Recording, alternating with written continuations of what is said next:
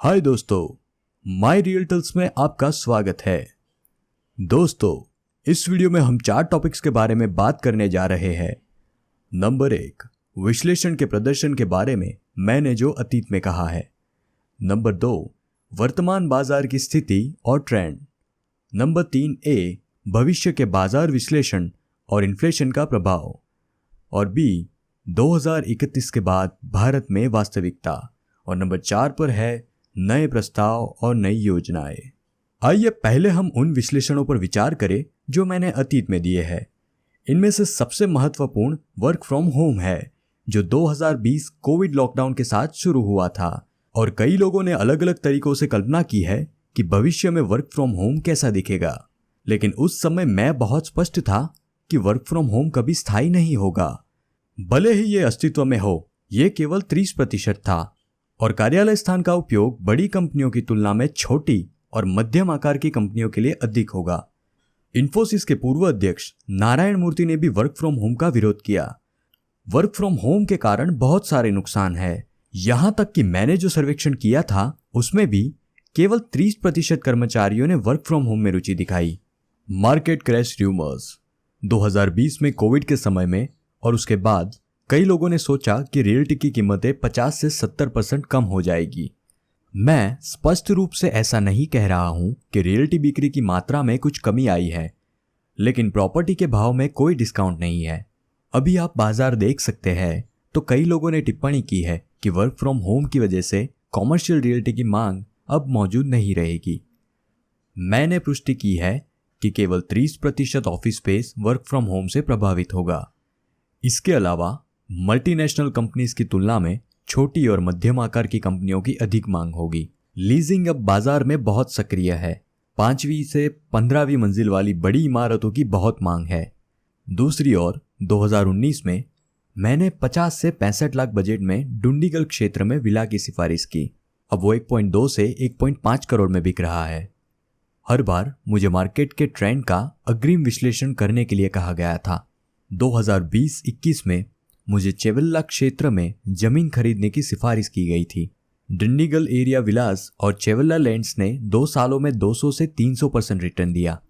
जून 2022 में राजेश एक्सपोर्ट्स नाम की company mobile AMOLED display manufacturing hub के लिए करीब 24,000 करोड़ रुपए का निवेश कर रही है। इससे डुंडीगल क्षेत्र में रेसिडेंशियल हाउस और प्लॉट की अच्छी मांग आएगी। Market updates. वैल्यू इन्वेस्टर्स और Rakesh Jhunjhunwala commercial real estate को लेकर सकारात्मक है और बाजार विश्लेषकों का मानना है कि भारत में रियल्टीज की अच्छी मांग बनी रहेगी। गूगल कंपनी के सबसे बड़े कैंपस नानक रामगुड़ा ने हैदराबाद में निर्माण कार्य शुरू कर दिया है। ऐसे समय में जब वर्क फ्रॉम होम विषय पर अलग अलग राय है, गूगल जैसी कंपनी अपना कैंपस निर्माण कर रही है। यह इस बात का प्रमाण है कि अधिक कंपनियां वर्क एट ऑफिस को महत्व दे रही है। मुंबई में फरवरी 2022 में लगभग 10,000 रेसिडेंशियल प्रॉपर्टी रजिस्टर की गई। पिछले 2-3 वर्षों में रियल्टी रजिस्ट्रेशन कम थे, लेकिन 2022 फरवरी मार्च महीने में मुंबई का बाजार बहुत अच्छा प्रदर्शन कर रहा है। हैदराबाद में रेट में कोई छूट नहीं है, लेकिन कई सारी एसेट क्लास में सेल्स अभी 2019 के लेवल तक नहीं बढ़ी है। एडवाइजर। ज्यादातर लोग एडवाइजर शब्द को सुनना या उससे सहमत होना पसंद नहीं करते, लेकिन 2020 कोविड के दौरान हमने कई लोगों के अगले 2 साल का बाजार विश्लेषण अग्रिम रूप से दिया और कोविड के समय में हमने उनकी संपत्ति का परिसमापन किया और उन्हें बेचने के लिए समर्थन दिया। इसी तरह कई लोग जिन्होंने सीधे इन्वेस्ट किया है, उन्हें अपनी कंपनियों से कोई समर्थन या अपडेट नहीं मिला है, लेकिन हम हमेशा ग्राहकों के लिए उपलब्ध है। Inflation and future. भारत में इन्फ्लेशन 2020 से 4% से 7% हो गई है। इसके परिणाम स्वरूप बैंक के इंटरेस्ट रेट भी बढ़ गए हैं। इन्फ्लेशन और फ्यूचर के ट्रेंड्स पर मैं आपको एक और वीडियो में स्पष्ट रूप से बताने जा रहा हूं। इस वीडियो में मैं आपको सिर्फ ये बताने जा रहा हूं कि रियल्टी पर महंगाई का क्या असर होगा। इन्फ्लेशन कुछ सेल्स को अस्थायी रूप से कम कर देगी, लेकिन कीमतों पर उसका कोई प्रभाव नहीं पड़ेगा। हाई इन्फ्लेशन के दौरान भौतिक संपत्ति जैसे कि गोल्ड और लैंड आदि में इन्वेस्ट करना सही है। Indian realty after 2031।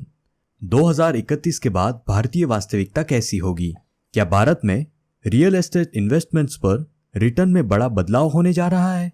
अगले 5 से 8 साल में भारत में रियल्टी पिछले 10 साल में दिए गए रिटर्न से ज्यादा रिटर्न देने वाली है, लेकिन 2031 से सालाना रिटर्न 1 से 5% के दायरे में होगा। कुछ शहरों और जगहों पर रिटर्न नेगेटिव हो सकता है। अभी शहरी और ग्रामीण क्षेत्रों में भी 10 से 30% का वार्षिक रिटर्न है, लेकिन 2031 के बाद ऐसा कोई रिटर्न नहीं होगा। फैक्टर: रियल्टी की प्राइस सैचुरेशन लेवल तक गिरेगी, मांग काफी हद तक कम हो जाएगी। भारत एक विकसित देश बनेगा, और नोट कीजिए कि विकासशील देशों में हमेशा अधिक रिटर्न होता है। मार्केट एनालिसिस: कॉमर्शियल: बिक्री धीमी है, कीमतों में छूट नहीं मिलेगी। रेसिडेंशियल: बिक्री धीमी है, कीमतों में 10 से 15% की बढ़ोतरी होगी। प्री लॉन्च: ये 6 से 9 महीने तक बहुत धीमा होता है। प्लॉट: अगले 2 से 3 साल तक प्लॉट्स में कोई रिटर्न नहीं होगा, लेकिन कुछ जगहों पर रिटर्न अच्छा है।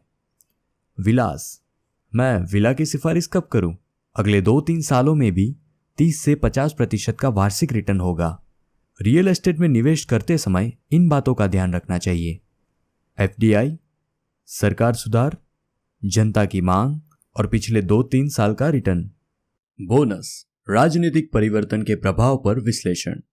जुलाई 2022 में महाराष्ट्र में भाजपा के नेतृत्व वाली गठबंधन सरकार के गठन के साथ मुंबई की रियल्टी वृद्धि और बिक्री में गिरावट आएगी और बाजार मंद रहेगा। तेलंगाना और आंध्र प्रदेश की सरकारों के 2023 की शुरुआत में चुनाव होने की संभावना है और टीआरएस एक बार फिर जीतने की संभावना अधिक है। इसमें कोई संदेह नहीं, हैदराबाद अगले 3 वर्षों तक स्थिर और सकारात्मक रहेगा। क्या प्री लॉन्च प्रोजेक्ट में निवेश किया जा सकता है? ऐसी परियोजना में निवेश करने की सलाह दी जाती है जिसमें एचएमडीए और रेरा अप्रूव्ड हो। भरोसा बहुत जरूरी है। सपोर्ट कैसा मिलता है इसे देखकर ही निवेश करें। डाइवर्सिफिकेशन: मैं हमेशा आपके निवेश को अलग अलग जगह निवेश करने के लिए कहता हूं। अपने सभी बजट को विभिन्न परिसंपत्ति वर्गों जैसे शेयर, जमीन, कॉमर्शियल आदि में इन्वेस्ट करें और हर 2-3 साल में संपत्ति के रिटर्न प्रदर्शन और बाजार के ट्रेंड की जांच करें। क्राइसिस इज रियल अपॉर्चुनिटी: यदि बाजार में संकट है तो ये खरीदने का एक अच्छा अवसर है। ज्यादातर लोग तभी खरीदते हैं जब वो खरीद रहे हो, और यदि आप भी ऐसा करते हैं तो आपको केवल कुछ ही रिटर्न मिलेगा। वेल्थ क्रिएटर्स को अलग तरह से सोचना चाहिए। अतीत कभी भविष्य नहीं होता। उन संपत्तियों और उत्पादों के लिए संपर्क करें जिन्हें अच्छा रिटर्न मिलेगा। इन्वेस्टमेंट ऑफर्स: मैं अतीत में कई बार अच्छा रिटर्न देने वाले उत्पादकों के बारे में नहीं कहता। ऑफर खत्म होने के बाद बहुत सारे लोग संपर्क में आते हैं, लेकिन जब ऑफर होती है तब नहीं।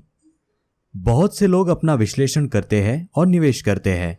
वो बाजार में नए और पिछले मुनाफे को देखकर ही निवेश करते हैं, लेकिन मैं विश्लेषण और सलाह भविष्य को ध्यान में रखकर करता हूं। शेवेल्ला लैंड्स और डंडीगल विला पर बहुतों का भरोसा नहीं था, लेकिन अब उन्हें इस बात का पछतावा है। मैं नए ऑफर्स की बात कर रहा हूं। पाटनचेरू नागोले उप्पल क्षेत्र में विला है। अपफ्रंट पेमेंट पर 30 से 40% का डिस्काउंट है। कमर्शियल रियल्टी में न्यूनतम 11 लाख से अलग उत्पाद शामिल है।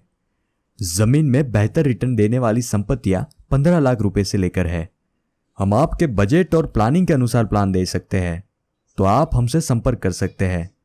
मैंने इससे पहले ऐसा नहीं कहा है, लेकिन मैं इसे अभी कह रहा हूं।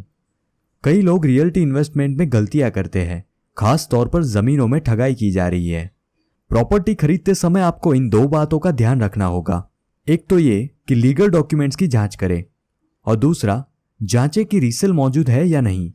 इसके अलावा बहुत से लोगों को अति आत्मविश्वास और लालच के कारण कुछ परियोजनाओं और संपत्तियों में निवेश करने में परेशानी होती है। प्रोफेशनल एडवाइजर एक रियल एस्टेट एजेंट और रियल एस्टेट कंपनी से बहुत अलग है। यदि आप इसे देखते हैं और इसमें निवेश करते हैं तो आप अच्छा लाभ कमा सकते हैं। अंत में मेरे पास कहने के लिए एक ही बात है कि सच्चे वेल्थ क्रिएटर्स हमेशा भविष्य के लिए सोचते हैं। आपका धन्यवाद।